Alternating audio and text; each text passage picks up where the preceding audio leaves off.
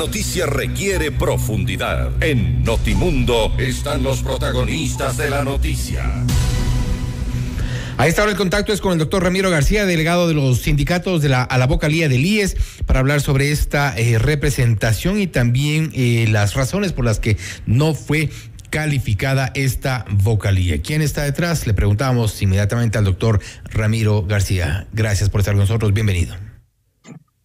Buenas noches, muchas gracias por la invitación. Siempre un gusto. Un saludo para todos los oyentes. Gracias. Bueno, ¿quién está detrás? Sí.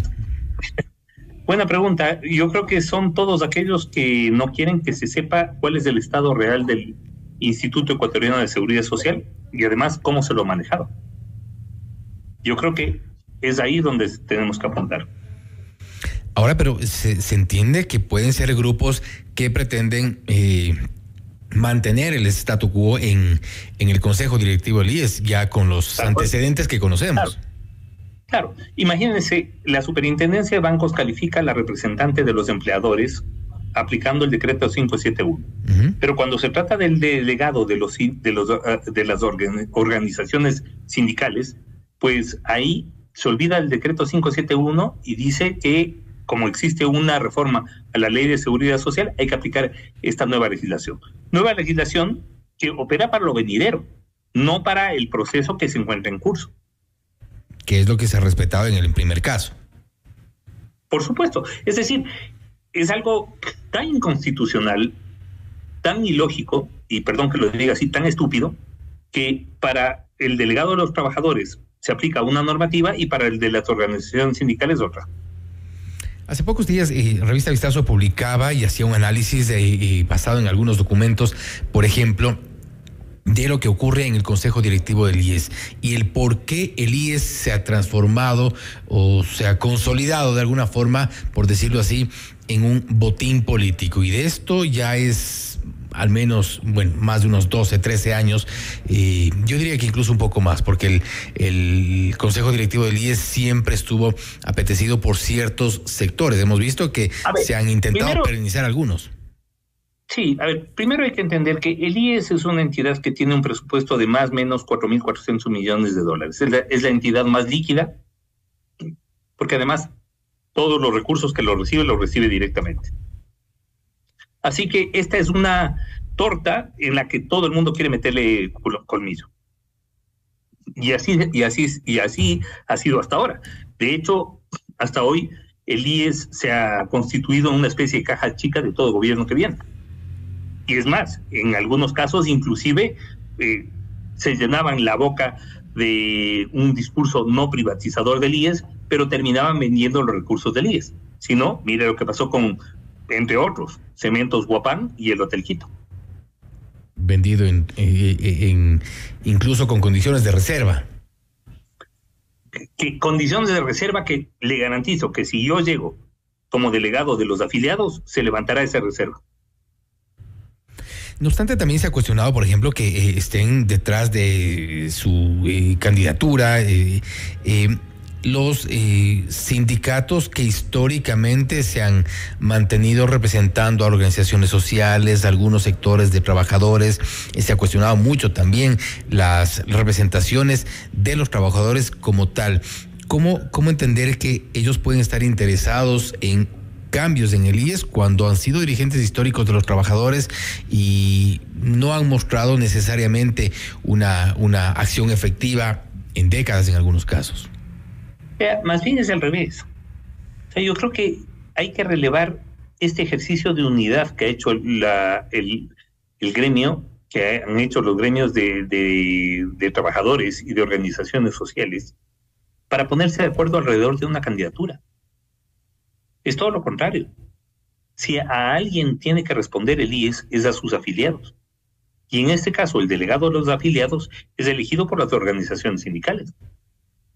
Así que dejar a las organizaciones sindicales y sociales sin representación, es dejar sin representación a los afiliados. Así que eso no tiene sentido. Y por eso hemos anunciado medidas jurídicas, medidas políticas, medidas de facto, para que se respete. No mi delegación. Yo estoy listo para dar un paso al costado cuando sea. No, el tema no es ese. El tema es el concepto, el principio. No se puede dejar a los afiliados sin delegación y sin representación. Más allá de ciertos sectores que podrían ser identificados, algunos sectores incluso empresariales, ¿hay sectores políticos detrás de esto? Pero por supuesto, vea, más que sectores. Claro, a ver, por un lado, usted tiene un sector político que manejó durante más de 10 años el IES y que lo manejó como caja chica y que hicieron una cantidad de barbaridades. Por supuesto, a ellos no les interesa que llegue una persona honesta que pueda transparentar todo esto. Y luego, usted tiene una cantidad de proveedores y contratistas del IES que son parte de la mafia que está alrededor de la institución y que obviamente tampoco le interesa que llegue alguien con quien no pueden transar.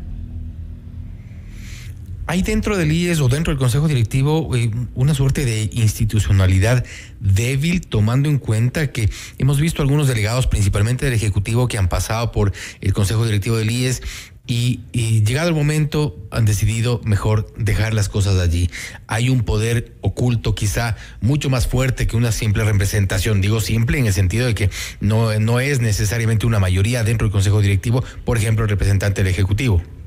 De acuerdo, o sea, a ver, lo que existe es un status quo, pero además un status quo que lucha por sobrevivir, que trata de que nada cambie, pero además es un status quo corrupto y obviamente aterrado de que se pueda dar una nueva composición en donde se pongan en evidencia las barbaridades que han hecho, ¿no? Uh-huh. Así que, sí, o sea, si usted me pregunta si hay un sector que teme que esto se reconfigure, por supuesto que lo hay.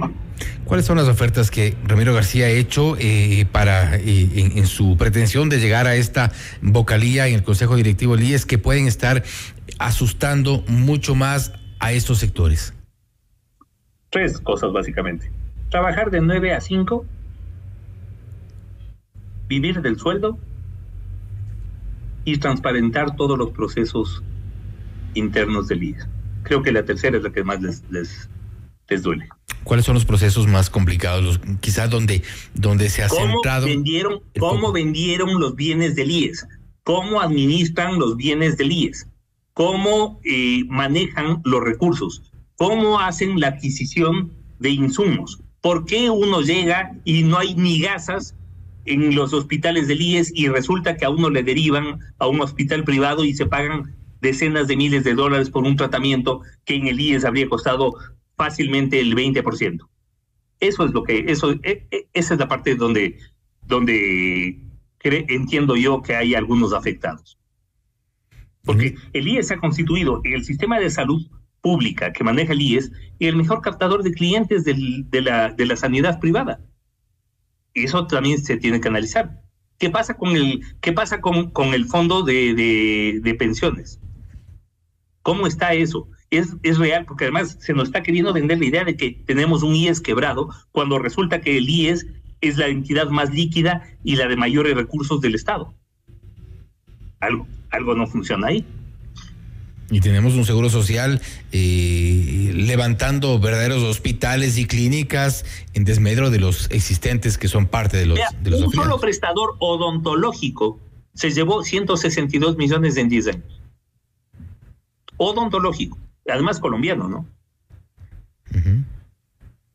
A un grupo económico peruano le vendieron Guapán, que además es el mismo grupo económico que compró Cemento Chimborazo.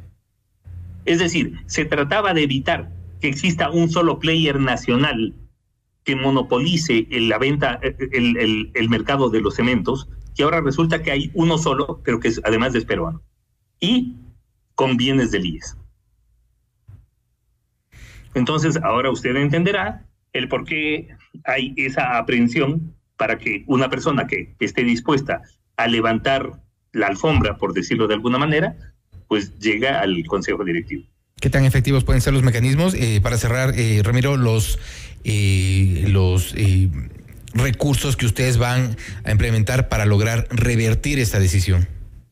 Bueno, son los recursos que nos da nuestro ordenamiento jurídico. De lo contrario, pues tendríamos que actuar de facto. La idea es actuar dentro del marco jurídico. Y esperamos que la justicia ecuatoriana pues actúe adecuadamente, porque este no es un problema de Ramiro García, ¿no? Ni de una organización u otra, no, es un problema de principios. Se está negando a los afiliados su representación ante el Consejo Directivo. Eso es lo que vamos a impugnar. Estaremos nosotros igual pendientes de lo que ocurre respecto de esta designación